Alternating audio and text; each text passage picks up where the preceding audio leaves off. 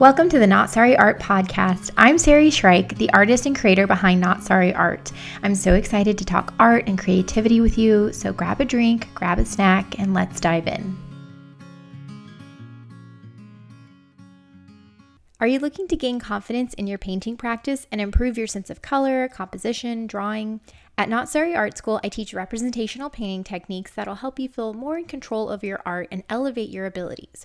With 16 courses from color theories to master studies, painting water, portrait painting, and our latest edition, painting fabric, you'll have everything you need to master representational painting.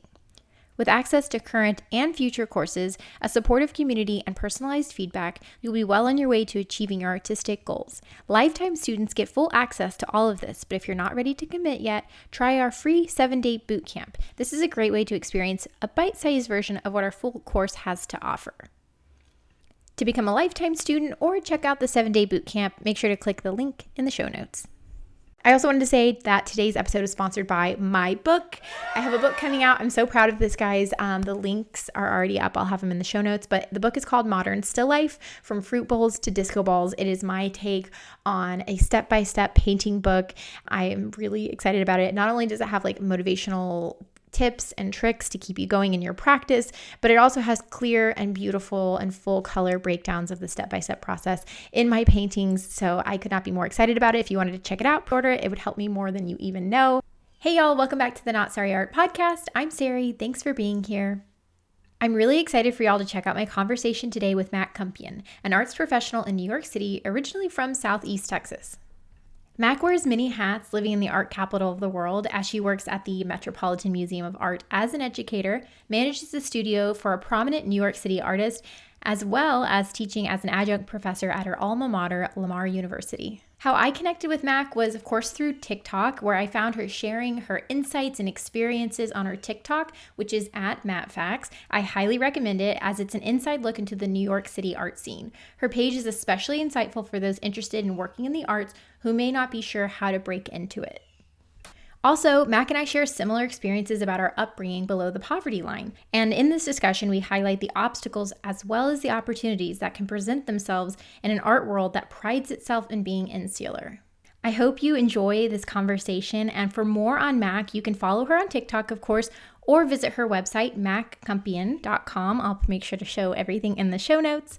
As always, I hope you guys enjoy this episode. Hi, Mac. Thank you so much for joining me on my podcast today. I am so excited to chat with you, and I know my audience is going to love this episode.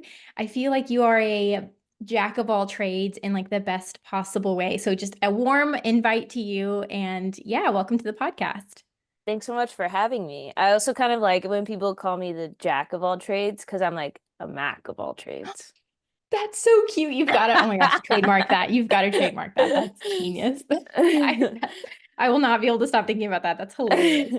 Yeah. So before we jump in, could you just tell me a little bit like your title, what you do? I know we just said you're a Mac of all trades. So yes. I would love to hear everything that you do as an arts professional.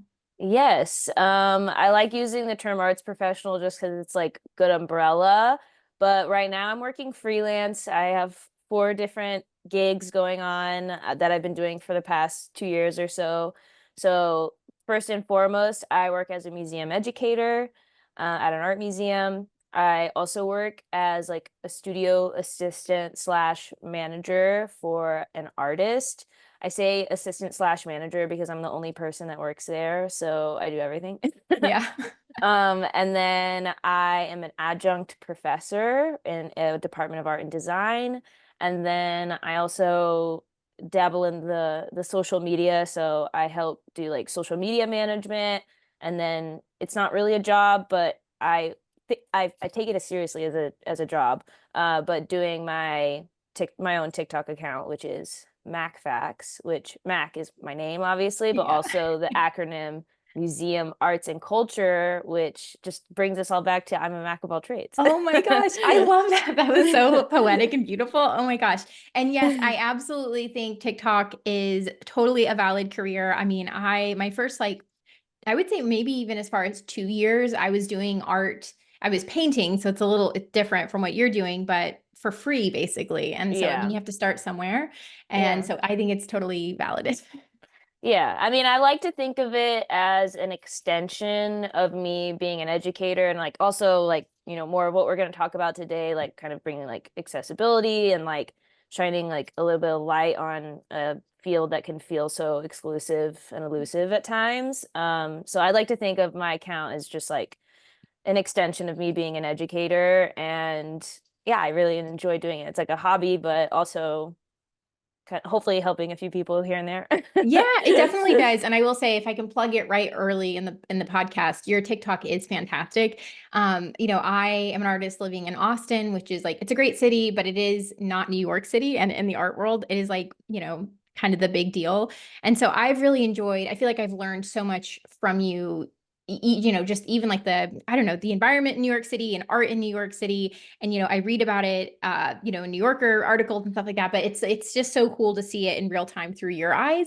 And also, you're fun to follow because like if you want to like visit New York and you're like wondering what you do such a great job like covering pretty extensively, at least from my purview, like all the cool stuff happening in New York in the art scene. So like Thank you. it really I'm isn't just blushing. like you just casually like will post every other week. Like you are really doing it as if it was like a legit job. So I mean, and it is, Yeah. but I'm just saying like Yeah. I quality mean, content. That's that's that's a one long way thing to say about me is it. when I do something, I go hard. So Yeah, thank you can you. tell and it pays off. But I wanted to speak a little bit, just like what you were saying a minute ago, which is that the art world can be a little bit elusive. And I feel I'm so grateful that you brought that up right from the get-go, because I think people don't always address that. And I know in me, that's manifested as like, am I doing something wrong? Am I not researching enough?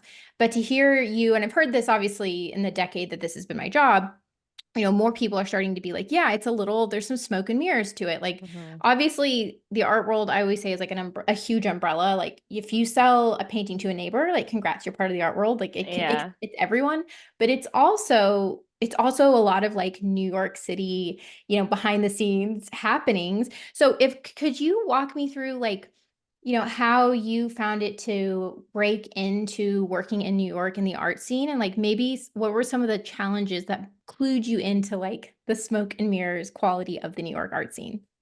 Yeah.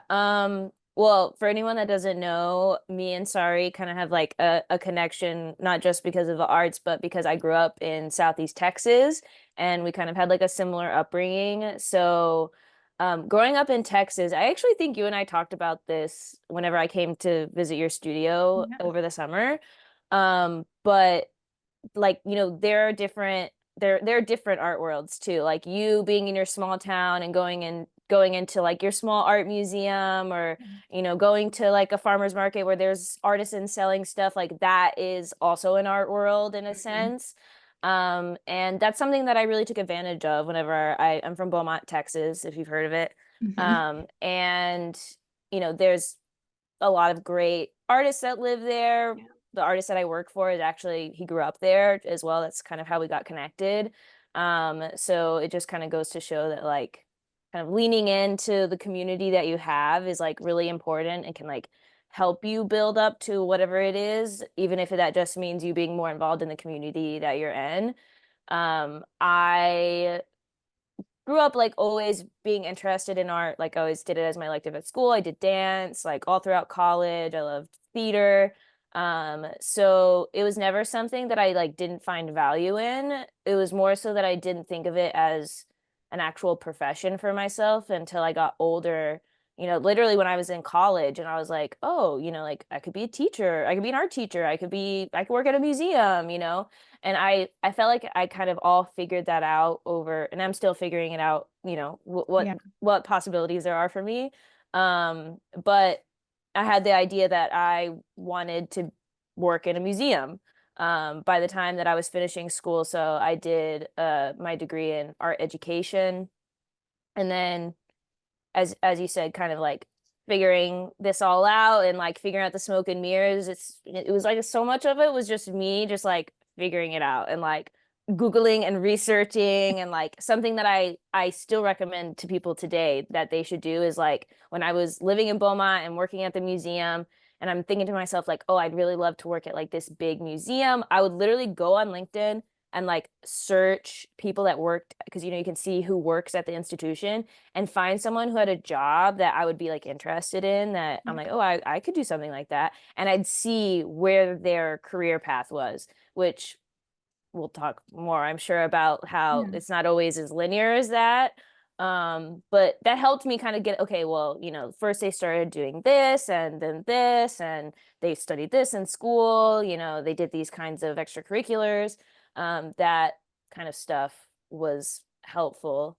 I'm not even sure if I really answered your question, Yeah, but yeah, yeah. No, you did. You did. That's great. Yeah. So I mean, it sounds like the thing that stands out to me from your answer is, this word gets used a lot, but persistence. But I want to say there's a yes. persistence that comes from, I think, when you grow up more like blue collar, working class, that is, I don't know if it's always talked about, but it's like, how like I'm trying to think how to phrase this, but it's not just like you don't get invited into some spaces, you know what I mean? And Hmm. I think some people take the fact that there's not a more clear-cut path, that it's like it's not, I don't know, it's not so clear. You're not given like a syllabus in school about it. Like it's really you just have to be Yeah. scrappy. And like it sounds like what you Yes. did, where it's like who is there and what did they do and who do they know?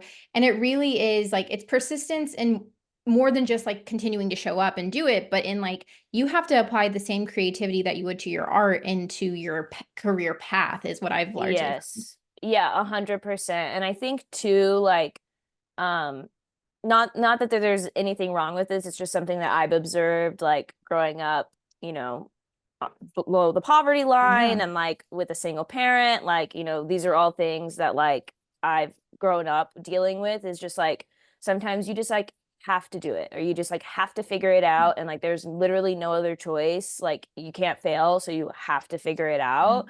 And I do think, obviously at times I get upset and I get like frustrated, Yeah. and I'm like, it's so unfair. Like these people, they have their parents paying their rent and stuff. And then there are other times where I'm like, water off my back, like I have this grit in me that they Mhm. will probably never be able to work towards. And like, for them, it's easy to like quit something if it's not exactly what they expected, or for them to just say no or not show up to things because, it's all going to work out no matter what. Um, but then there's people like us where it's just like, you gotta do what you gotta do, not just to like take care of yourself, but to like get the things that you want Yeah.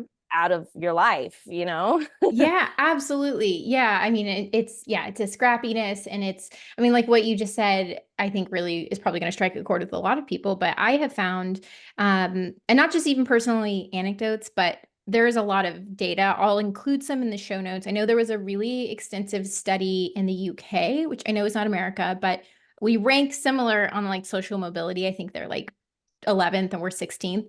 But Hmm. anyways, it was talking about how, since the 1960s when they started looking at this data, less and less people from working class, which working class is a pretty broad umbrella. Like you can have all your needs met and be working class and you can be all the way down to like poverty line. So Hmm. put a pin in that. But, there used to be a significantly higher number of people from working class in the arts, and Hmm. that's music, visual arts, theater, etc. And it's dramatically gone down. I'll include the show notes and hopefully I can have it pop up somewhere. Yeah. But it used to be something like 20% of people in working arts were from working class. And then now it's like less than 10% or something like that. And when I was reading this, I think it was like an artsy article or yeah, maybe hyperallergic or anyways, but they were saying that that's way worse now and it's just as bad in the United States. And so, pointing out that a lot of times the people who are in these spaces, and I don't blame them for it. I think if I Hmm. had, someone who could help me out financially, that I would have would been take great. I would have advantage of taken it it. too. Like, yeah, 100%. But, I mean, there's not really a bad guy here. It's always a tough thing about talking about Like, yeah, class, like but the rather, system. yeah, it's a system. No, 100%. But when you're in these spaces and you look to your left and someone, their husband's an engineer and that's how they're making it work, which is again great and fantastic. And you look to someone else and, their parents are helping them out. It can be really, I think, discouraging. And I completely related to what you said about kind of vacillating between like feeling tough and like, yeah, I can do it and confident because I did it Hmm. myself. And then also like deeply discouraged. And so, not to Yes. make it sound sad, but like, do you have any moments that you can think of that were discouraging to you that you ended up like fighting through? Yeah, I something I think about all the time, and it's something at the same time where I'm like, like it bothers me that it's like this, but also like wow, this is also something that can like help me with my confidence because, everyone deals with imposter syndrome, as they say these days. Yeah, Things 100%. like that. But I went to grad school at NYU. I studied Hmm. museum studies, which everyone has their own opinions about a formal education. I fully plan on running from the government to pay off my student loans for the rest of my life. So like I'm Yeah. okay with that, and that's fine. Yeah. No, I feel yeah, right there. New alias. Yeah. But there were so many times, like I can remember literally like the first week of school, like we're all sitting around and there's like cultural things here and there that I was like, ooh, I kind of like don't fit in here yet. But even things just like we would go around the room and you're supposed to say your name and where you're from and where you went to school, and everyone's like UC Berkeley and UCLA and Notre Dame and Pratt and like all these huge name schools. And then I go and like I went to junior college Yeah. Which and is like I great. went to a Yeah. school that no one's ever heard of. And then I say that they're like, where did you go to school? I'm like, oh, you've probably never heard of it. It's a small school in Texas. And they're Yeah. like, what's it called? And I'm like, Lamar University. And they're Yeah. like, yeah, you're right. I've never heard of that. I'm They like, were thinking like I maybe it's know. rice or something, and you're like, Yeah. no, no, I'm like, no. no, no, Yeah. properly, like you've never heard of it. Yeah. Yeah. Literally. Yeah. And there's a part of me that's like, ooh, like that Mhm. stings a little bit in the sense that like it sucks that like majority of the people in the room with me, I would say there's probably like three of us that out of my class of 30 people like kind of went to a school that no one had ever heard of, Yeah. and didn't have like these fancy internships before we showed up for grad school and stuff. um there was just a few of us, and like a part of me is like, it sucks that Mhm. more like normies, I guess, like Yeah. can't Yeah. like I be a like it. part of Yeah. this or aren't. But also at the same time, it makes me feel proud to be like, okay, all of these people who like, as we said, there's nothing wrong with this. It's just Yeah. the realities that like all these people whose like parents have paid for their tuition and probably pay for their rent, and like, even like the emotional support that people get sometimes that other people don't. Like, I know that that was something that I always struggled with. I'm like, okay, even if your parents like not paying your bills, like, Yeah. having the emotional support of a family behind you, like, is something that can be so helpful in Yeah. itself. Yeah. And, um, yeah, like not having those things and having to like kind of figure it out on my own, and that was something I'm like, I'm sitting at the same table as Yeah. all of these people. Like we all had to do the same admissions process, and I got in and I got a scholarship, Yeah. so it's like Yeah. that part, I'm like, you go girl. Like Yeah, and no, and you should be so proud. And I think, the thing that always buffered me, because I like that you even brought up like even not having the emotional support, because, like I said, everyone's doing the best they can, and like everyone's families, whatever they can contribute is great. But yeah, Mhm. especially when you don't have parents like even rooting for you, which is like, you can't put that on your FAFSA, but it is Yeah. part of the equation. Yeah. Is huge, because the art world, and I assume this is in other fields too, but I can speak Yes. to the art world. There is a lot of, because there isn't a clear cut way of how to do it, because there is such a heavy lean towards people who have financial help to be able to make it in this industry. It can be one of those jobs where you're really doubting yourself. I think there's a lot of doubt Mhm. that comes with it, even if you are a pretty confident, mellow person, and not being able Yes. to sort of be like, yeah, have a family that's like cheering for you and rooting you on can be really hard. So I'm curious, what you have to buoy you. And I'll give you what I have, like my mental thing when I'm having a hard time. I always just say like the arts are good because there's diversity, right? Like the Mhm. power of art is that you see humanity in someone, whether you're writing about art, teaching about art, making art, in working in a museum. Like we need Mhm. so many different points of view that when I'm having a hard time and feeling really imposter syndrome, to use that language, Yeah. I remind myself that like having like a poor girl from the Ozarks, like whose parents struggled with drug addiction, like that is a point of view that needs to be seen. And as much as Yes. it can feel embarrassing and shameful, and I don't feel that way all the time. I just have moments of it. Yeah. Yeah. I know it's important to show up and do those things. So I'm curious, like, what gets you through those hard times when you wish you had a family, when you wish you had the financial security, like what helps you? Hmm. Yeah, I would say like definitely agree. Like sometimes I work at a museum that's in a very affluent area. And so a lot of the people that I interact with on the day-to-day basis, like, are, like, I don't, not the 1%, but like, they're Yeah, up yeah, there. yeah, yeah, They're yeah. like, have fancy townhomes Mhm. and stuff. And yeah, that those sometimes there's those times where I'm like, this is like a little embarrassing, but yeah, like at the same time, like, when I'm working with kids, I'm like, yeah, it is important that they like have this perspective. And I also think, like, not to be like, oh, woe is me, but like, I think sometimes it's really easy to look at someone like me or you and be like, oh, they're just like a Yeah. privileged little white girl working in the arts. And I'm like, no, not quite. Mm. I mean, like, Yeah, in a sense, yes, but like, like, I remember when I was in high school and people would be like, blah, blah, blah, like, your dad. And I'd be like, oh, I don't have a dad. And they'd be like, really? I wouldn't have thought that about you. yeah, And I'm yeah. like, Yes. Oh my gosh. Yeah. mm. You don't always know. Yeah, I'm No, like, yeah. I mean, it's for sure. that's There absolutely is white privilege, 1,000%. And, yes, I always 1000%. think it's hard to see your advantages. Like, I've had relatively good health and all those things. But yeah, to Yes. your point, I always think it's a hard spot because, like, on one hand, in the arts, being a white, cis woman makes you very overrepresented in some ways. But then Yes. having the class dynamic, and especially, I always consider, I'm not sure how you consider it, but the Ozarks and poverty, even a cultural disadvantage to some degree.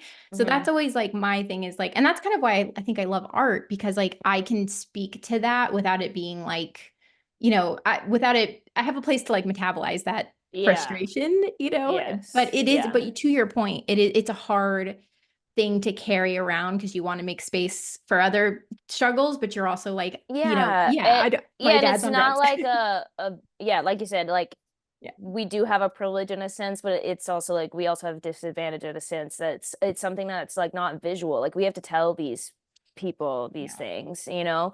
But I think, like, to go back to your question, and I think something that, mm, I have learned as I've gotten older, and also like as I've succeeded things, and like being able to reflect on like where I came from and how maybe other people would have came out of that situation. Like, it used to almost embarrass me when people would be like, oh, we're so proud of you. Like, even now, like, to this day, like, I had a Yeah. friend's my one of my friends from growing up, like, her parents came to town, and like, I took them to the museum and stuff, and they were like, we're just so proud of you. And I was literally like, this is I'm uncomfortable. Yeah. But I am able to tell myself that and not feel any sort of discomfort. Like, I'm like, yeah, you should be proud of yourself. Like, you're awesome. Like, you're doing Yeah. so great.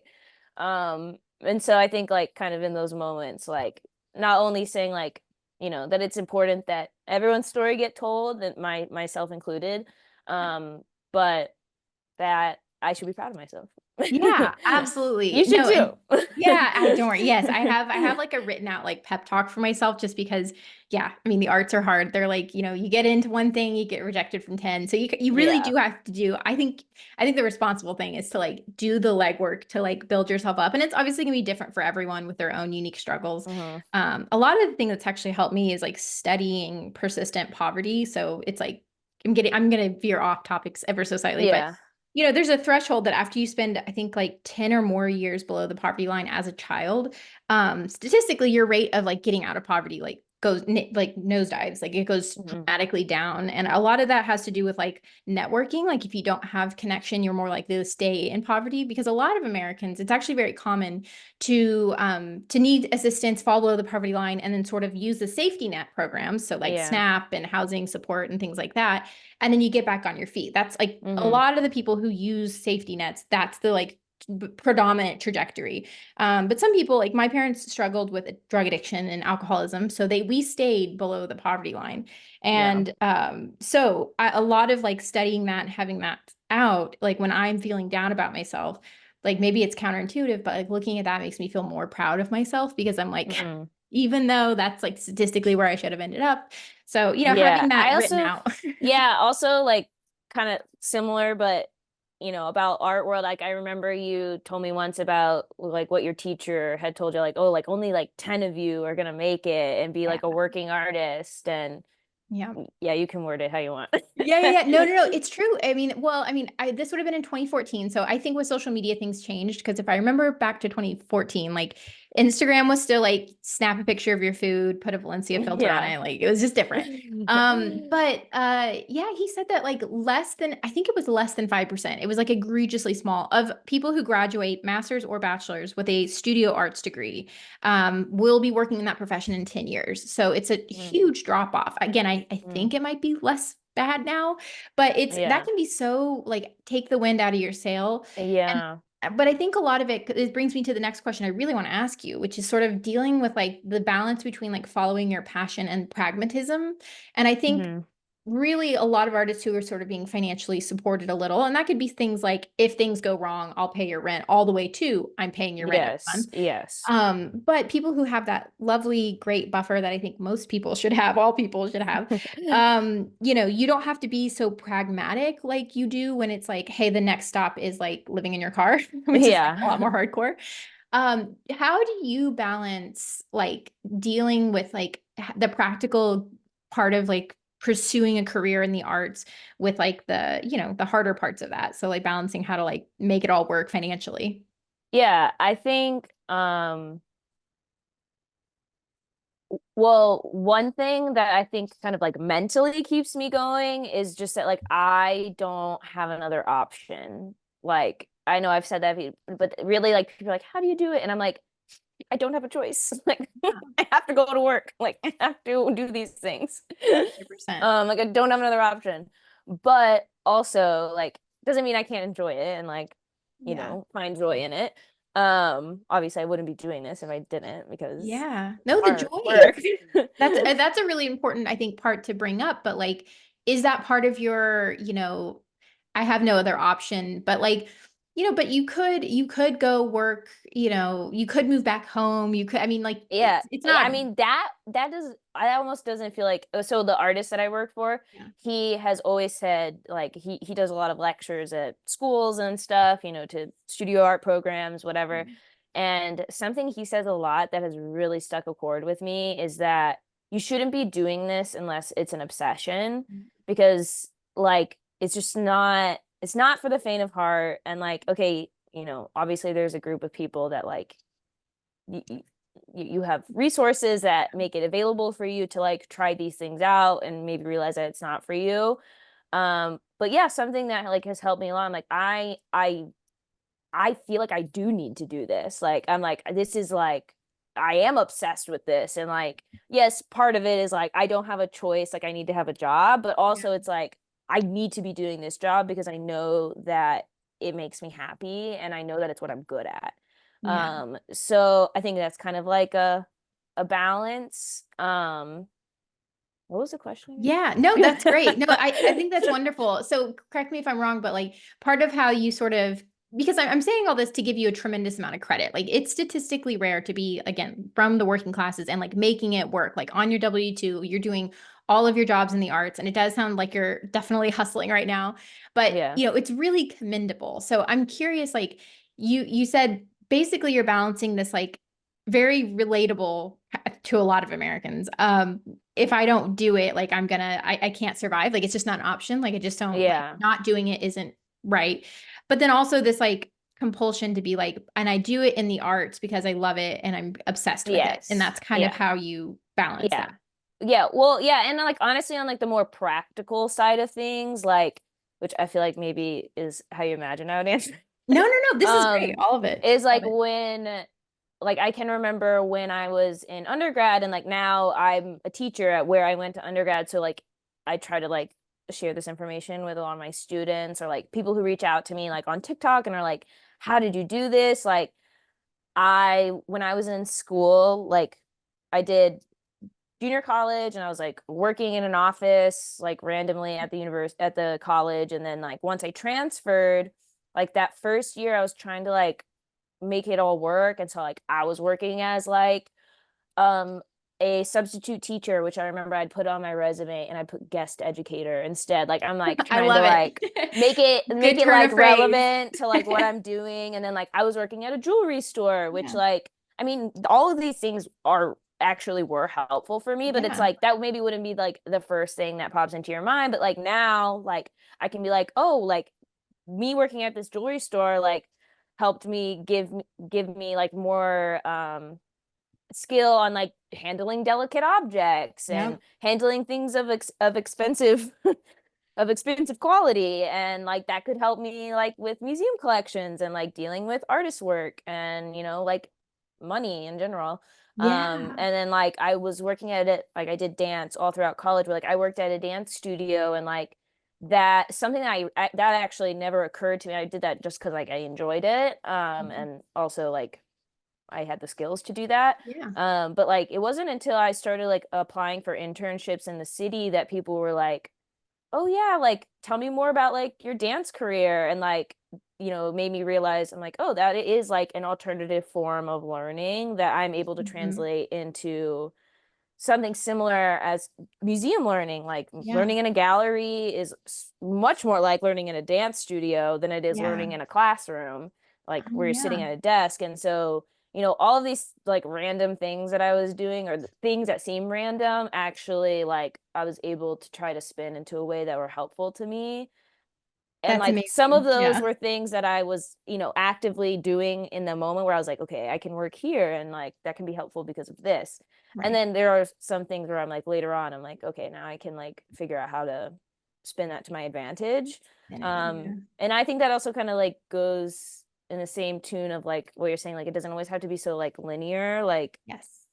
like you can do these art-esque things and they can be Mhm. relevant to whatever you decide or whatever you get into later. Absolutely. And I that is such a good point. I want to like double down and highlight this because this is something that again, I think there's like a cultural element to class too, where, I grew up when I learned how to work, I started Mhm. my job the week I turned 16 because it was the first time it was legal. I mean, I babysat before that, but Yeah, my yeah. first like real W-2 job, right? And how I learned how to work was you work hard, you put your, nose down, you don't brag, you Mhm. just clock in, you do a good job, you try your all. And those things are valuable. However, one Mhm. thing I've learned as I've sort of, I don't know, experienced different income levels, both client and, all kinds of things, is that whenever you move up to the arts, there's a lot more emphasis on like kind of what you said, like spinning your skills and like using the right language. Like it really is like unlocking a key and taking those things. Yes. And then also like you brought up dance, and I'm sure, and correct me if I'm wrong, but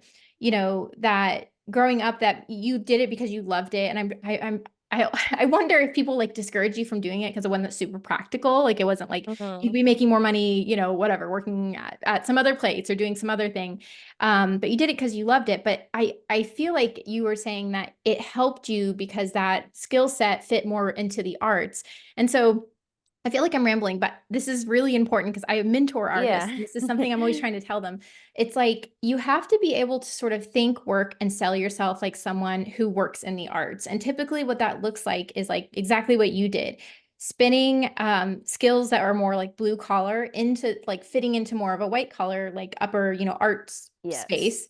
Um, Pursuing things that maybe middle class, lower class people might be like, hey, that's not going to be fruitful. Like you need to focus on like real work, but actually Mhm. that art, that dance expression ended up helping you in this career. Mhm. So I guess I don't have like a direct piece of advice to someone listening other than to say like it's not so much that like you're being like as a working class person like having a hard time getting into the art world because you don't have the skills and you're missing out that all these white collar people has to have something that you don't, but rather a lot of it is like spin and like staying Yes. tethered to the arts in any capacity possible. Yes. Yeah, like something that like when I first got into grad school, because I had never had an internship, and I was like, that Yeah. was like everyone's got to have this fancy internship, and I never had one. Like all I'd ever had is jobs, Yeah. like that was the only experience that I could have on my resume. And like I was really lucky to have a job at a museum, like a real job, Yeah. before I moved to New York, which is kind of like what made me want to move here and like go to Yeah. grad school,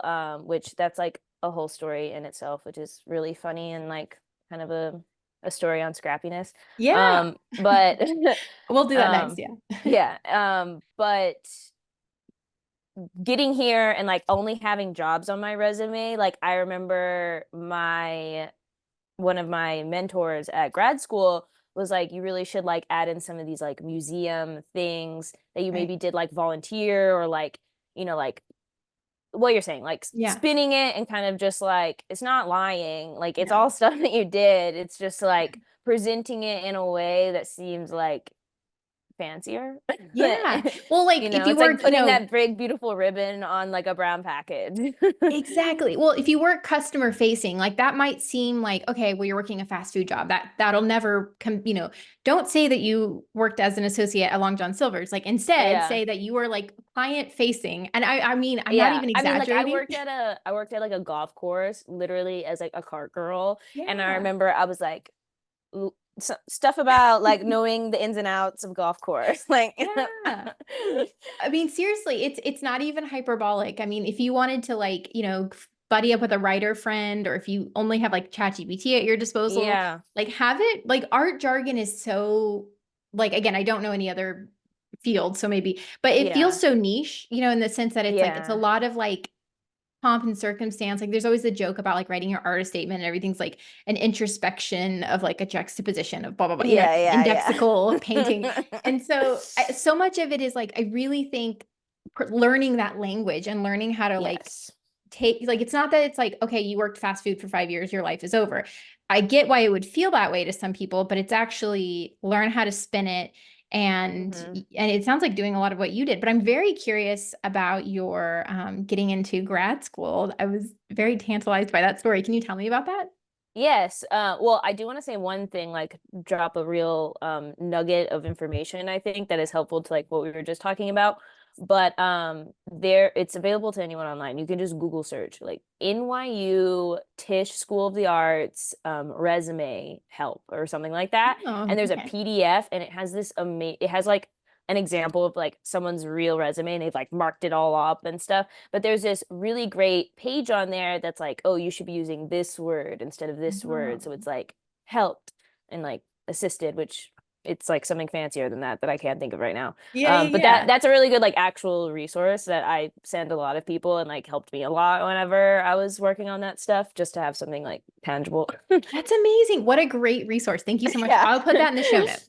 Yes. And well, grad school, kind of like the precursor to grad school, was me getting my job at the museum, which was on campus at where I went to school, which like I went to school in university in my Yeah. hometown.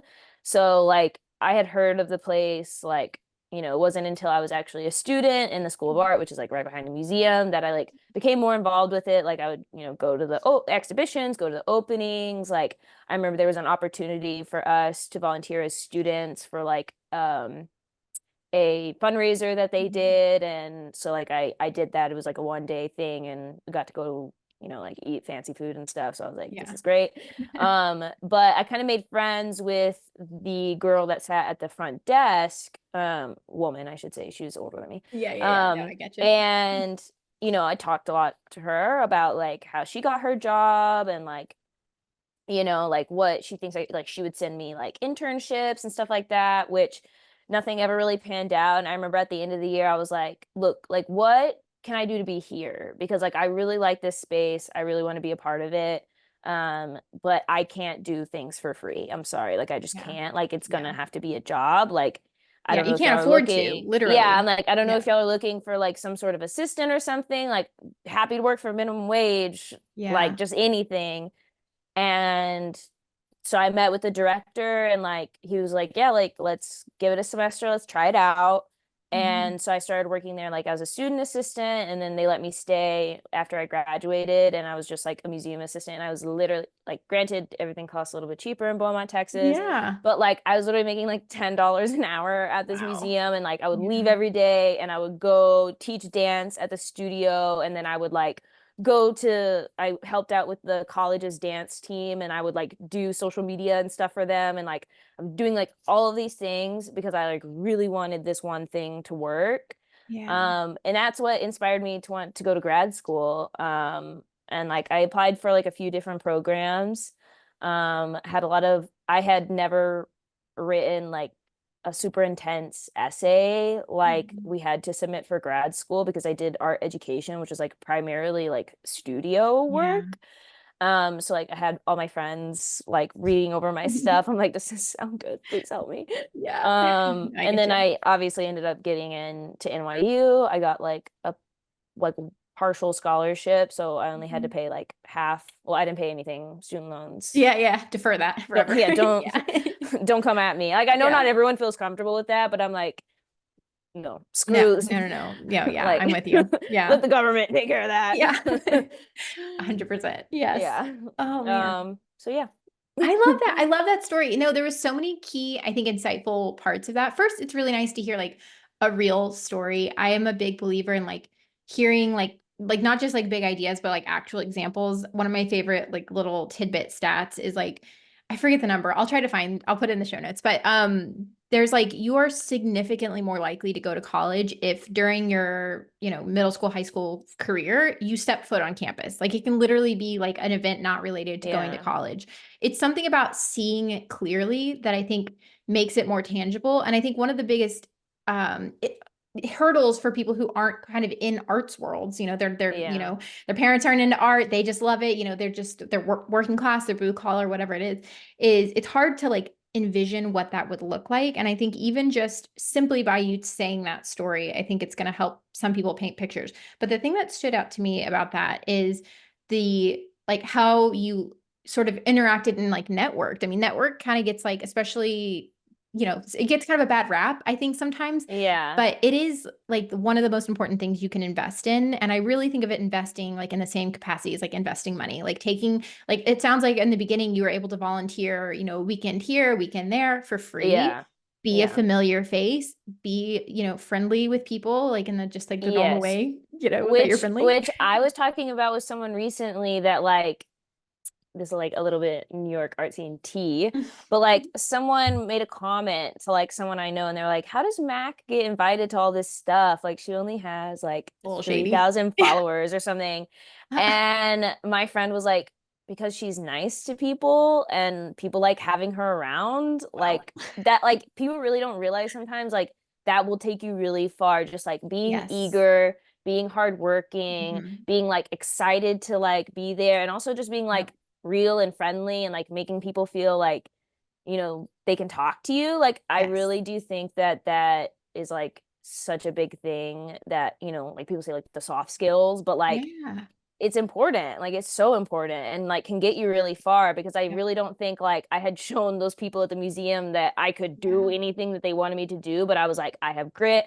I'm here. I show up. I'm a part of this community, like Yeah. even in the smallest sense, and like I want to be a part of it more.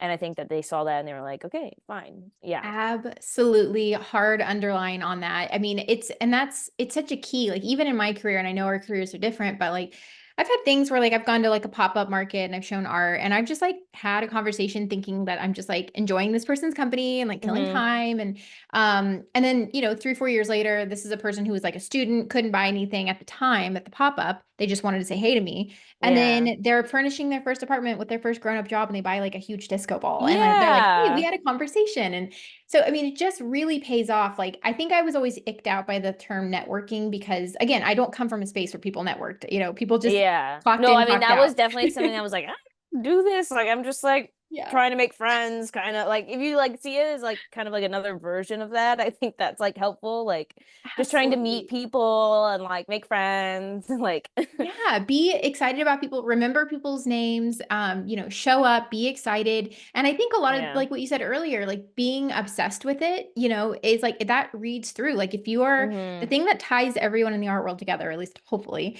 is that everyone loves art, in some Yeah. way, whether it's the money part or the, whatever. We're all Yeah. here because we enjoy art. And I think when you show up to places and you're kind and hardworking and you share that passion with other people, like, yeah, it goes a tremendously long way. Like it really is Hmm. so, so, so important. And if someone just takes away something from this, like take that away, like Yeah. show up, go places, and physically, be where art is. And that brings me to like the New York of it all. Like I'm very curious. New York is like, in the English speaking world anyways, like, kind of the biggest, I would say, maybe, I mean, we're probably both biased. I mean, you live in New Yeah. York, Yeah. but it's where you go if you want to look at cool art. Like it is the place Hmm. to go. So was that part of your choice to like move to New York? Like I'm curious about that because that's a big leap. And I think it's like amazing that you did it, but I'm curious like what that thought process was like. Yeah. So, I mean, I'll say like a precursor that like I never like grew up being like, you know how some people are like, I'm gonna move to New York one day. Yeah. Like I had never been to New York until Mhm. my sophomore year of my sophomore year of junior college. My dance team, the Killer College Rangerettes, if you want to look them up, Oh yeah. we Cute. performed at Macy's Day Parade.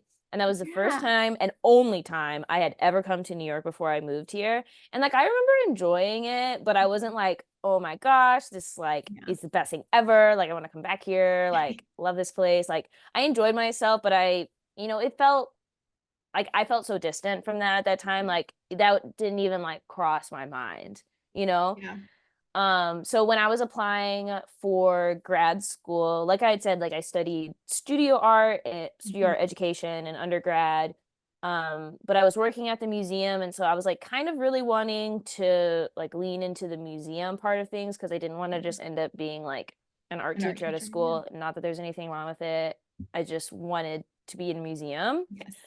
And so, like talking to my boss at the museum that I worked at, who's like my mentor to this day, like he has a master's in art history, and like that was like what most of the people that he knew that had like a robust career in museums, most of them Yeah. had masters in art history, but like museum studies is kind of like a new thing. And then like there's also like I had applied to a program at UNT that was like art education, but you could get like a emphasis in Yeah. museum education or something like Interesting. that. And so I had applied to like a few different places, like U of H, art history, UNT. I even applied to like University of Kansas. And Yeah. NYU was the only one that I had applied to in New York. And it was Hmm. because it was a museum studies program. And like obviously the appeal of like there being so many museums there. Yeah. I also I kind of always forget about this because it feels like so long ago. Yeah. But my last semester in school, like in undergrad, Mhm. I had randomly like applied for an internship at the Whitney because it was Oh, a museum nice. that like had always in my mind been like somewhere that I really liked. And like Yeah. the museum that I worked at home, people would say that the architecture looked similar to whenever the Whitney was at the Brower building. And so people would be like, oh, it's like the Whitney of Beaumont. And so like, in my mind, I was kind of like, these places are like related. And I Yeah. had just like offhand applied for an internship. I got an interview somehow. I went back and I looked at the thing that I like submitted for it, and I was like, how did I get an Oh, interview for that's this? Like amazing. my resume was trash. Oh, that um no, that's I mean, it but was I meant to wrote be. in my cover letter about like the connection that I had, and I was Yeah. like, that would be cool, whatever. Anyways, got an interview, Yeah. COVID happened. They didn't do any of the internships. So Oh like they no. they did like a supplemental program for us where we got to like get on Zoom and like meet curators and stuff, but like it Yeah. wasn't any sort of semblance of like a Yeah. internship. But that Yeah. was like the first taste I had of like the New York art world, and like also the like possibility that like I could do something. Like even if it was just Mhm. an interview, I was like, okay, like this could Yeah. be something like if I can get just an interview, like Yeah. maybe I can do more. And so I think that was what ultimately like led me to apply for the NYU program. And once I got in, like it kind of nothing else like I'm like everyone was like museums, New York City, like Yeah. there's nowhere else. And like I remember talking to my boss, Dennis, and he was like, it will be so easy for you to go there and do that and then go anywhere else you Yeah. want. Whereas like if you go to Kansas and then you try to go to New York or something, like that's gonna be much harder. And I was Yep. like, that's a good point. And he was like, no one can knock like an Yeah. NYU master's degree. And I was like, true, which now I'm like, maybe they can. Yeah, yeah. But No, no, no. No, but at the that's good time I was like, advice yes. though. It's not terrible advice. My painting professor, who I adore, like he said something kind of similar. He said, if you can hack it in a bigger city, like start big and it's easier to bump down, kind of regardless, Yes. at least in the arts, like where you choose to go. And I mean, and that's always another theme I'm like pulling out of your storytelling and kind of what you're sharing with us is it feels like, and correct me if I'm wrong, but like you never tell yourself no. Like you let someone else tell you no, you just like go for it. Like you maybe didn't feel so qualified to apply for the Whitney, but you did anyways. And then like it it Yeah. it turned out it worked. Well, and I will say, like, when I think back about like, I don't even like remember submitting the like application or anything, but like when I think back on like I was like almost like embarrassed to admit that I had like applied because people were like, oh, you like, like, but Yeah. like then when I got the intern or the interview, I was like, oh, cool. Like, like I didn't Yeah. tell anyone that I had applied and then I was like, oh, nice. Like, I Yeah. didn't tell anyone I applied to NYU and then I got in and I was like, suckers. Yeah. I love Um, that. but I think as I've gotten older, Mhm. something that I and I think that like this kind of goes into like TikTok as well, Mhm. and like anyone kind of like putting themselves out there, and like artists as well, like putting yourself Yeah. out there in a very visual way for you to be perceived, Yep. something that has helped me a lot is like just reminding myself that it's okay to like not be great at something. It's Yeah. okay to like I think the phrasing is like I'm not afraid to be seen trying, Yes. and that has helped me so much like in my professional and my personal journey. Like, we're all just kind of figuring this out, and if maybe I look a little bit stupid on the internet or I talk to someone Yeah. and they think I'm dumb, like whatever, like I'm figuring it 100%. out. Oh yes, I'm right there with you. It's actually something I'm so incredibly passionate about. I had a podcast episode titled Why Cringe is like Class Conscious or something like that. And basically what Mm-hmm. I said is like, one of the things that always frustrated me again about that sort of unequal landscape, which again, it's part of it, but like to people who are sort of struggling with that in a way that I struggled with it, like one piece of advice I always say is like, you can look around and see people around you who are because their parents are helping them, they're not having to go for the like cringier jobs, or they're not having to Mm-hmm. like moonlight as a waitress, or like do the things that can seem a little bit more embarrassing, or whatever it is. It can be really a lot of things. um if we allow, whether it's like being perceived on social media, or like being embarrassed to share that you're working another job, or whatever it is, to like keep you from doing things, then the only people who are allowed to pursue the arts or follow their dreams are people who have the security to not have to be cringy.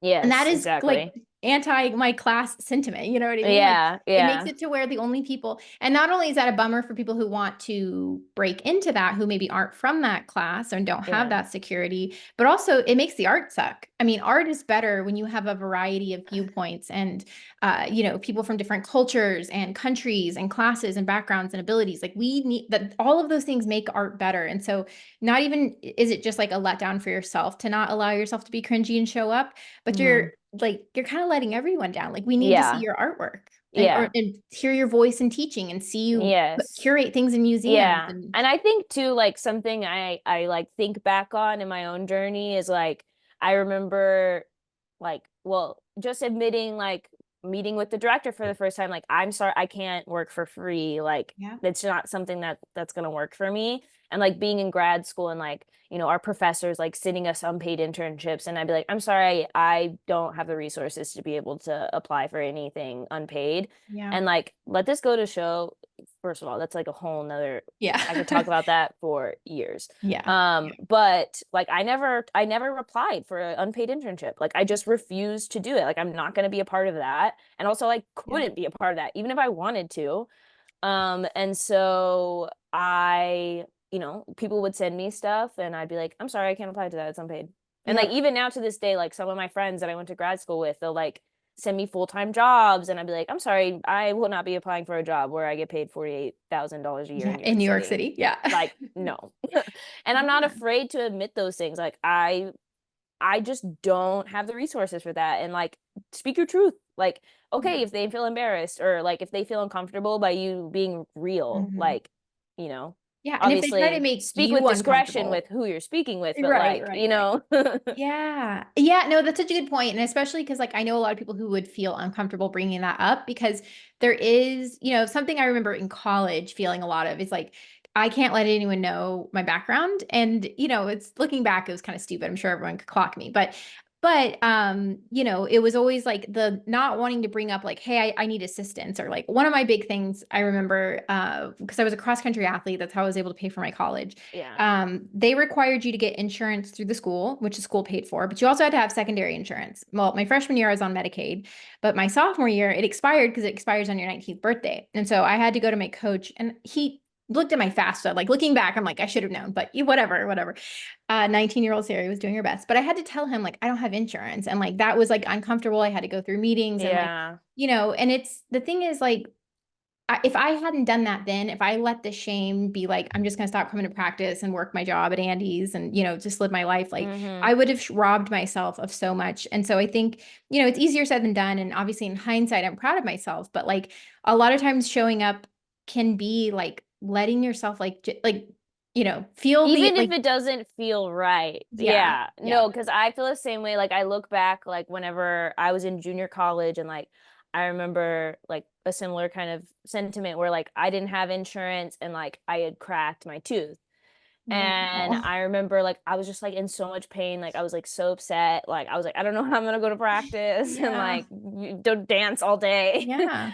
And I Like smile. remember, yeah, and I remember one of my classmates told our like director and she like got me an appointment at a dentist that Yeah. like wasn't gonna make me pay. And I remember I was so mad at her. I was like, that was so embarrassing. Oh, Like, and now looking back at it, I'm like, there's so many times where I'm like, I'm doing this all on my own, like I'm girl boss, which like for the most part is true. But then like I think about situations like that and I'm like, I yeah, wouldn't have been able to do the things I do now if it hadn't been for like those small situations like that, or like, yeah, people helping me pay for my books, or, like yeah, people taking a chance on you, whatever. yeah. And like back then I was so embarrassed by all those things. And now looking back, I'm like, you know, sometimes you just got to do what you got to do, and like it's a Do little it. embarrassing, and you'll make up for it later in life doing it for someone else, hopefully.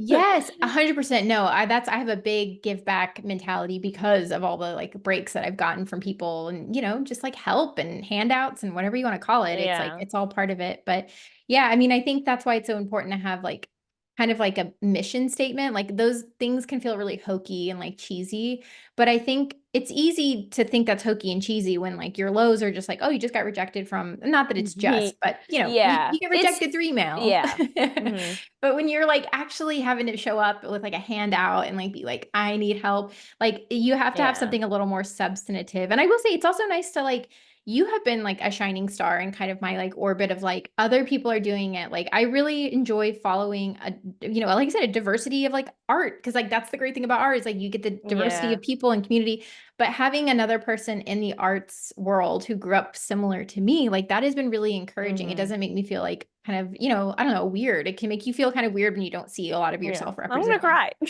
Oh, no. I mean, No, that's seriously really though. sweet. And like I also think like I obviously feel similar about you, but also like I think that's another reason why I have like tried, I don't share everything on my TikTok, but like I try to be like, you know, honest and like, Yeah. you know, fruitful with the information that I have, because yeah, I don't know many people that are honest, or like speak Yeah. loudly about their experience that's like as niche as ours. I'm Yeah. sure that there are more people, but they just like don't speak about it. And I'm sure like it's nice for people to be able to like see someone like us that they're similar to and be like, okay, yeah, like maybe I can figure it out.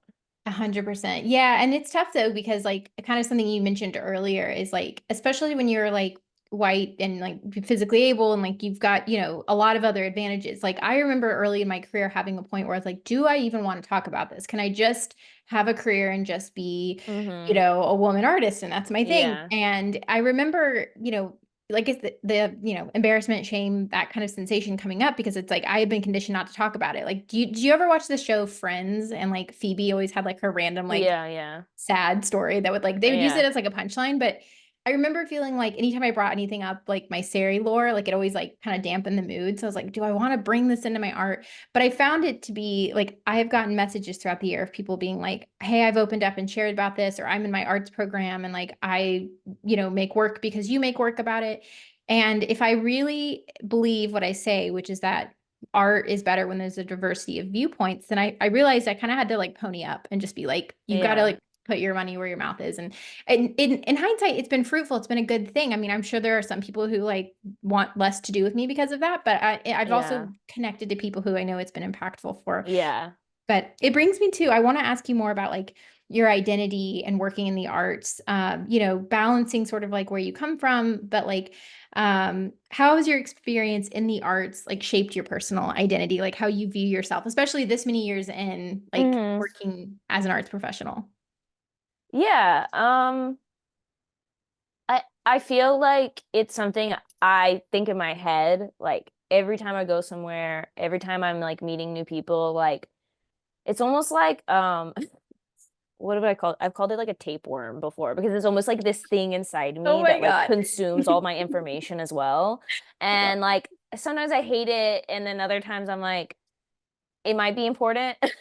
Yeah. But like it is hard sometimes. Like I feel like let me start over.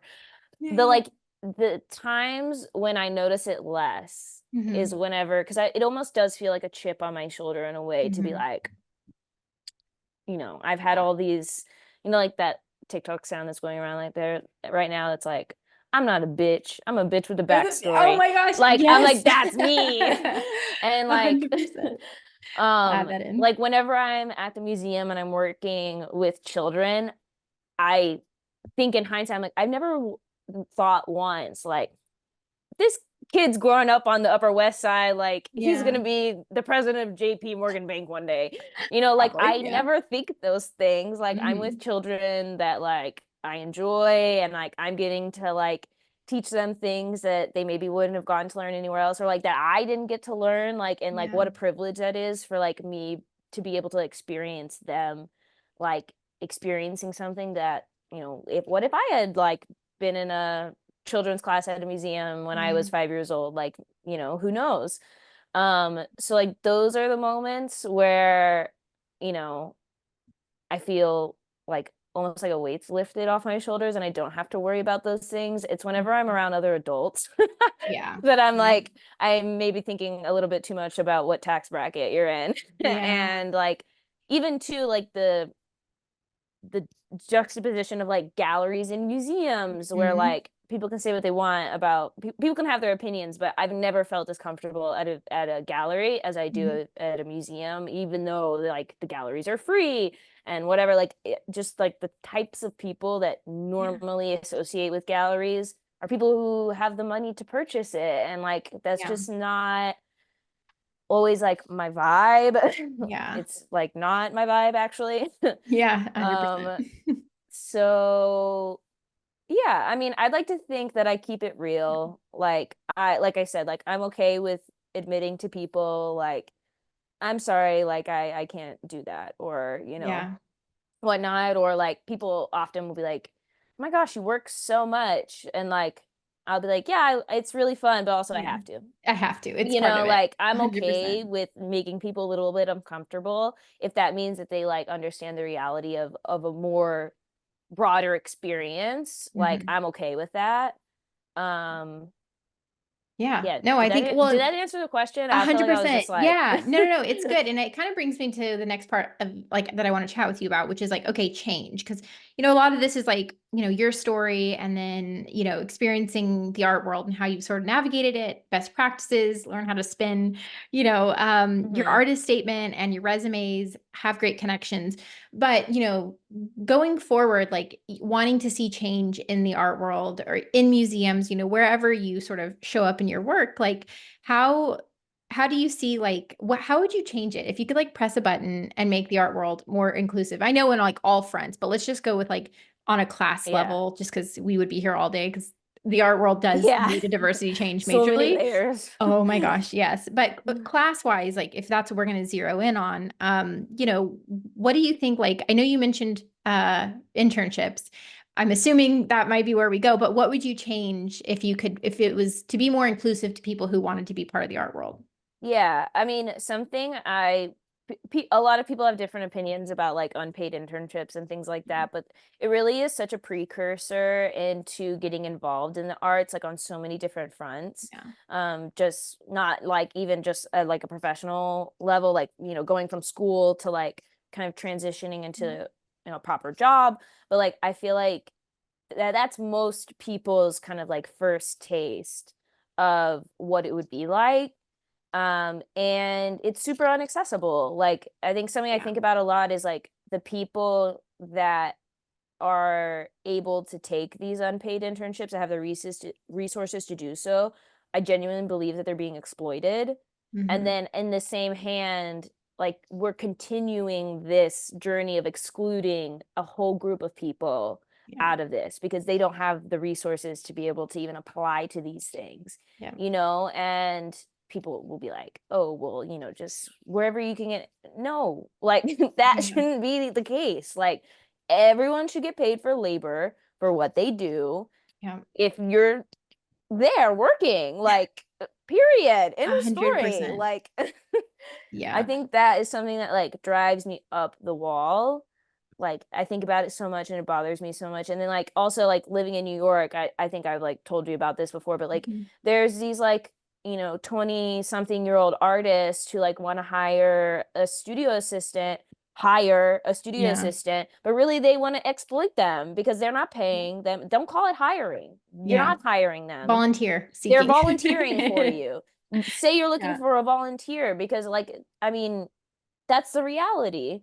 Yeah. Yeah, that I'm like super. No, I feel the same way. I've Let me had get off my no, no, my no, no. soapbox before. No, you're so right though. Yeah, I mean, I've had over the years a couple of moments where I've needed studio assistants and I always pay like 20 bucks an hour. I'm like, this is not, we're not doing Yeah, the minimum wage thing. And if I can't afford to do it, then I can't afford to hire someone. exactly. If you can't afford to pay them, don't have them. That's how I Yes. feel about the museums too. I'm like, if you need an administrator so bad, but you can only pay them $48,000 a year and they have to have a bachelor's degree and be able to work weekends and weeknights.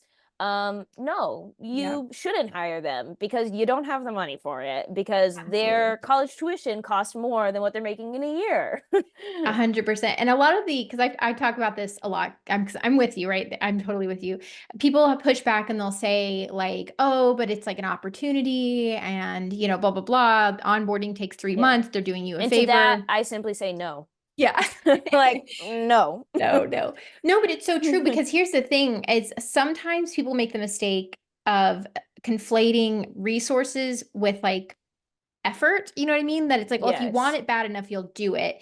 And the thing is, what that ends up leading to is like there will always be some people who don't have the financial security who go after things like that, right? That's just it Mm-hmm. happens. This is America. People do that. But a lot Yeah. of times it can put them into really unsafe positions where they're having to Yes. stay with like a boyfriend who's maybe not safe or they're living in cars. And Yeah. I feel like it's one of those things where it's easy to write off and say, oh, well, if you're passionate, you'll do it anyways. You'll find a way to show up.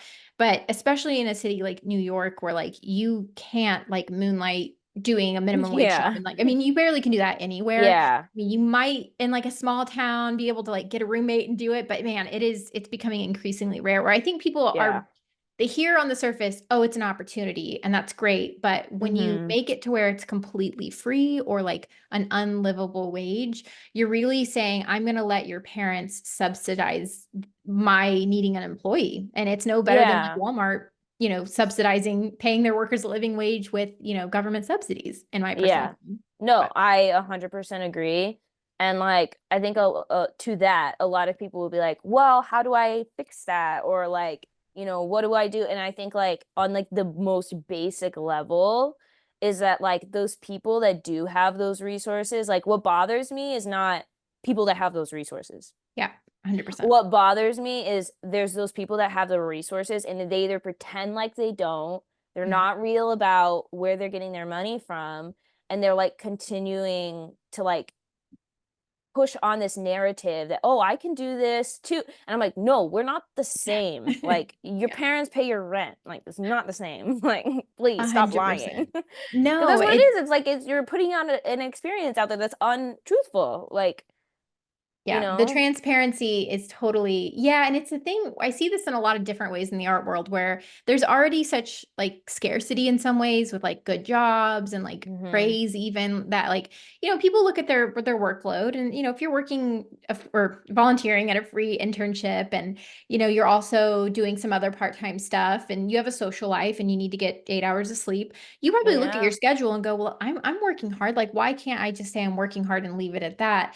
And, to that, I would say it's not fair because like you just don't understand the amount of work to like have your survival depend on that and do all of those Yes. things. Like That sometimes, is such a mental load that weighs on so many people yeah, physically, like yeah, but like the finance of it all, like even like what I said, like the not having emotional support, like that is something that has like ailed me so much in life and like yeah, has made it hard to like for me to want to do things and like I like people don't give that like enough credit, I don't think. 100%. And it's uncomfortable. People don't like to talk about class. And, I get it. What's the solution? I mean, I'm always a fan of UBI, things like that, Yeah, yeah. but I mean, it's hard because it's not an easy fix. And the art world in particular, and again, this probably could extend to other fields, but I'm speaking to what I know, is it's this very like, in a way, like progressive, but neoliberal, like market does all sort of environment. And it's just not a space where people are ready to talk about it. But I will Hmm. say that I also think that the workaround to a lot of that is like art, is having more Yeah. people with our background saying these things, making a podcast, making art about class. Yes. What you're doing on your TikTok, I think is impactful. And like to say like only 3,000, I mean, go speak to a room of 3,000 people. I That's know, impact. right? Like I look at my sometimes like yeah, I've had the same thought where I'm like, oh, I thought this TikTok was so great and only like 200 people looked at it. And I'm like, I don't even know if 200 I've people. talked to a room of more than 200 people before. So like, you go, girl. 100%, 100%. Yeah, which brings me to kind of the last parts of this interview, which is like, okay, someone's listening to this, they've made it this part, of the interview, which means that they likely are relating or resonating or feeling really moved by a lot of what you're saying. Like, what advice would you give someone who they want to have a career in the arts? Maybe they even want to move to like a New York or an LA or San Francisco to pursue that. Do you have any advice for those people of like practically like how to survive, any tips, but then also like any like broader advice of like mindset you have to do something that difficult? Yeah. I think like in the mindset part of things, I remember like looking at all these different like museum professional like Facebook group pages and like, like reading like, oh, like, is it worth it? Or, and so many people were so negative, like, oh no, like it's not worth it, blah, blah, blah. Like, Yeah. you're gonna end up working like at some job in tech after a year because you're not gonna be able to hit. I'm not discrediting any of those people's experience, Yeah. but I do genuinely believe if this is something you really care about, if you feel like this is like, you know, life's purpose or whatever Yeah. you want to call it, like if this is like your obsession and you get a lot of joy from this, you're gonna figure it out. Yeah. Like, that can feel like so belittling, but like Yeah. I really do feel like if you work hard and you just keep like jamming your foot in those doors and like just doing everything you possibly can, even if it's working at a jewelry store and like doing all of these extra Yeah. things to like put you in a good place. Like I really do like I would say I'm a realist, but like when it comes to this, like I don't even know why, but there's just this part of me that I'm like, I know that I'm so smart and I know that I have so much to give that I know that this is going to work out for me. Maybe not now, like I don't know everything. I don't have it all figured out. Like I love a full-time job. I still don't have it sorted. And Yeah. there's things that I want to do that like I'm not sure I'll be able to reach that far, but at the same time, like you have to be positive and you have to believe that like it is something that you can achieve and that like it's hard, but like it's hard and it's going to take a lot of work, but you can do Absolutely. it, like I think that like helps me a lot. Just Yeah. thinking Well like, said. you know, No, because that's like so good. I look back at like when I was in high school or like when I was in college and like the type of life I was living and like I couldn't even fathom what I'm doing now. Yeah. Like I would have never thought in a million years I would be working where I work, doing what I do. Like I couldn't even imagine that that was something that I wanted because it Mhm. was so far away from where I was. Like, and so you never know what's going to happen. Like you just keep Yeah. working for whatever's next, like have your 100%. big dreams in mind, but like what can get you to that next like rung, Yeah. Yeah, um that's 100%. That I'll just say like that has been my yeah. exact strategy too. Like I never thought I'd be like a full-time, like I support my husband and myself with my art. Like he helps me run the Yeah. business, but like that is our family's entire Yeah. profession. And like Yeah. I would have never thought I mean, I got a degree in graphic design and fine art because I was like, well, I love art, but like that's not a real Gotta be job. So realistic, as they say. yeah, 100%. Practical advice. Do you have any, it doesn't have to be like the best advice, but does any like Yes. specifics come to mind? Yes. I mean, like I said earlier, like even if you're working something that feels kind of stupid, like I remember like talking to some of my friends in undergrad and then being like, I don't want to work at Starbucks anymore. Like I want Yeah. a job that, and I was like, apply to work at Michael's, like it's an Yeah. art supply store. Like you can talk about like you're learning more about like the materials that you're working with and like Yeah. you get to meet artists and I don't know, like it's stuff as like simple as that can like take you a little bit further, which will Yeah. take you a little bit for, simple things like that. I want to speak on that Um, just for like the Michaels thing of it all. So I work with Liquitex. I do like teaching, but it's like to stores and stuff. It's like a really random, again, you're juggling 10 things as an yeah, artist. yeah. But there are people there who work at the stores. We do it virtually, who like are just like it's their high school job, but they're getting to Yeah, hear what I charge people a ton of money for just by simply being in the arts. So like yeah. definitely Yeah, like underscore what you just said. don't knock it. Don't knock Yeah, it. 100%. Um, yeah, I think like something that I've gotten better at as I've gotten older, but it's still not something that I like am 100% on. But like um it can feel hard to like fail or feel like it's not possible, which I still do feel that way, but there are other times like when I came to grad school, like I'm like I didn't know if I was going to be good at it. I didn't know if I'd be able to stay here. Just kind of like leaning into the like okay, like there's no other option. Like I have to figure this out. I have to make this work Yeah. because it's what I need to do, and like not giving yourself a second choice. And more on the practical side of things, like because you mentioned like moving to the city and stuff, like Mhm. I mean, I was working so much leading up to it. Like I was like having garage sales Yeah. and like selling all my crap and I like, love it. I was like trying to be realistic. Like I remember I like was going on I mean, housing in New York is crazy. Like if anyone wants help, like please reach out to me. Um Yeah. reach out to me in general with anything. But Yeah. that especially is like crazy that I had like no idea what I was getting Because myself there's into like trying to broker fees and stuff, right? It's like totally yeah, different I than mean, Texas. it's like a whole thing. Like as a person who like doesn't have parents who could like sign like Cosign, yeah. yeah, Oh co-sign like yeah. all that stuff, like it was so hard for me to figure this out. But like things as simple as like I was like, okay, I don't care where I live as long as it's not over $1,000. So like Yeah. my first apartment that I had in New York, like it was like $900 for my room, and like it was the Nice. shoddiest apartment ever. But I had great roommates, love Yeah. them, Oh. and like it helped me like build up, and like now like. I Hmm. mean, I like as I said, I still don't have it all figured out, but Yeah, like yeah, I live yeah. by myself now, and like I support I love myself it. in like a small little shoebox studio. It's not That's much money amazing. What a to flex. No, train, living yeah, alone in New York, that but is like, I mean, that I know that's huge. That's like yeah. dreams. Yeah, but like a lot of that too is like, like I had to like live with a friend for six or my boyfriend for six Yeah. months. So that until I found a place that could like work with Yeah. my finances and, stuff like that. Like, Yeah. you just gotta be real with like what you can do and how you can do it. And Yeah. I love the phrase that you always say, like, you gotta get a little scrappy. You gotta figure it out, you You know? do. 100%. I love that. I love what you said. I wanted to highlight two things that I feel like are really good pieces of information. And one, it was like, you keep saying, like, don't give yourself another option. I think a lot of people waste a lot of time when they have the option to not do it or to do it. Yes. Like, a ton of brain power goes to, like, am I going to be able to do this? Can I fit in? And I would say, like, for me, sometimes it feels like it's like ignorance or naivety, whatever you want to call it. But because I haven't had the, like, or I could go get a nice job in finance or, because that option Yeah. was never available to me. It really Yeah. was like, and there's nothing against it, but like I was going to go back to Andy's and scoop ice cream. Like Yeah. Yeah. that's all I had. So because I felt like that was my choices, I didn't have a choice. And I think because Yes. the energy I would have spent choosing, I put into figuring it out.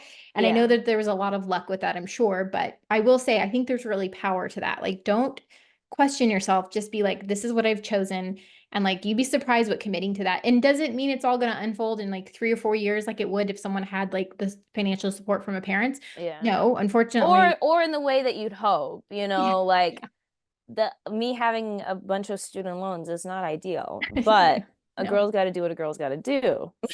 Absolutely. Yeah, it's never how you envision. I mean, when I was in college, like social media wasn't what it is now. So like the job I wanted wasn't even around, or the job I Yeah. have isn't around. So that's, the other thing. And Yeah. the You last thing never know what's going to happen.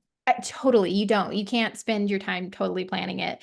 But the other point that I think you made that I wanted to throw past you is like showing up without an invitation. I think that's a big thing, is like a lot of people who their parents have gone to college and done graduate programs and like maybe even work in the arts, like can kind of show them how to do stuff. And maybe that's not like a formal invitation, but there's a way where your parent, because like I'll do this with my kids. I'll sit down eventually when they're in, high school and be like, here's the FAFSA and here's how you apply and here's how you write your letter. Mm-hmm. And they're going to have all that great guidance that I didn't have for sure. Mm-hmm. And so a lot of my like scrappiness has just been like learn to show up places without an invitation. And yes, does it feel Yes. awkward sometimes? Sure. But like to what you said, if you can just be nice and be like, hey, I'm trying, I want to do this. I'm serious. Mm-hmm. Like it is uncomfortable, but like that does jam your foot in the door. That does get you to where you Yeah. want to go eventually.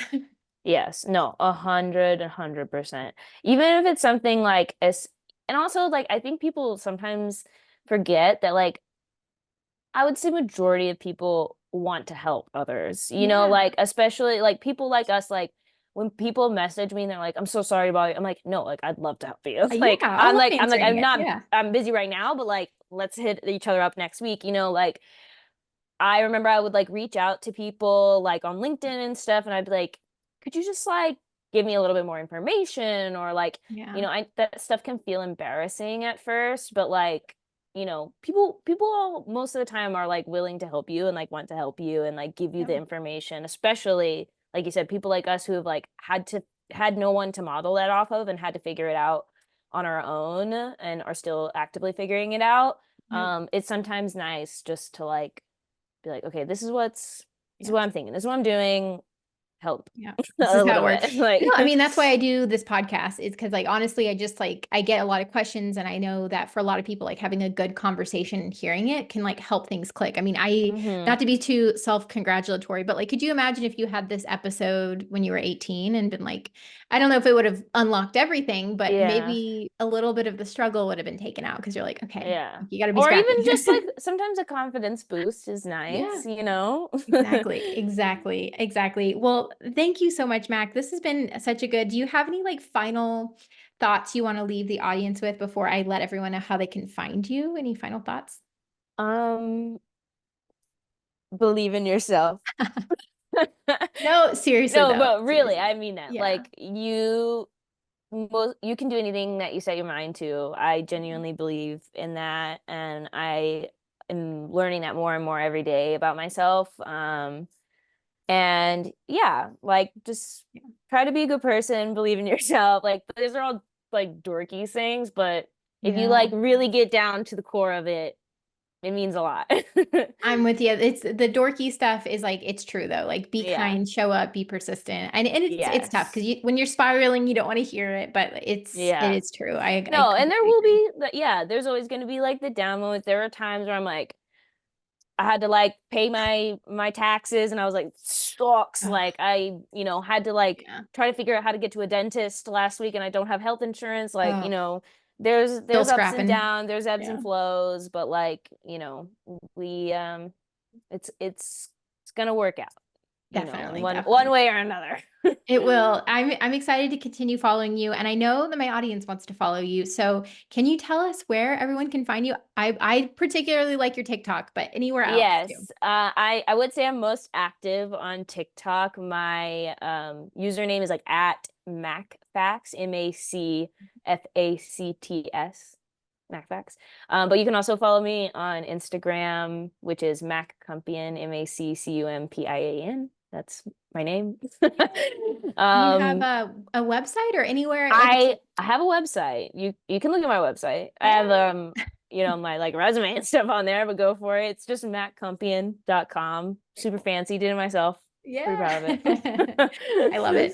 Computer developer part-time. Yeah. Yes, yeah. I'm working on Yeah. it. Awesome. Well, I will send everyone your way, and all of this will be found in the show notes, along with all of the studies and things that we talked about will be down there too. So thank you so much for being here, Mac. Thank you.